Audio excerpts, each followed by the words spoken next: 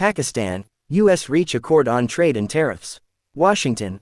With less than a week to go before the July 9 deadline, Pakistan and the United States have concluded a critical round of trade negotiations, reaching an understanding on a deal that could shape the future of the country's key export sectors. The Pakistani delegation, led by Commerce Secretary Jawad Paal, was scheduled to return on Friday after completing 4 days of talks in Washington. While both sides have reached an understanding, a formal announcement is expected only after the U.S. concludes similar ongoing negotiations with other trade partners. The delegation arrived in Washington on Monday with the aim of finalizing a long-term reciprocal tariff agreement that would prevent the re-imposition of a 29% tariff on Pakistani exports, primarily textiles and agricultural products. Formal announcement expected once Washington wraps up talks with other nations.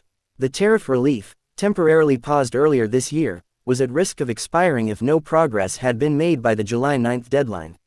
Officials familiar with the negotiations say the talks were successful, with both sides agreeing to a broad framework. The agreement, when signed, could lead to increased Pakistani imports of U.S. goods, notably crude oil, and potential American investment in Pakistan's mining, energy, and infrastructure sectors. Projects like the Reko Diq copper and gold mine and related energy infrastructure were a focus of the discussions. The deal could also pave the way for expanded engagement through the U.S. Export-Import Bank. Although U.S. Treasury Secretary Scott Bessent had earlier indicated that Washington might allow limited flexibility on the deadline if meaningful progress was evident, Pakistani officials say they pushed for early completion to remove uncertainty for exporters and investors.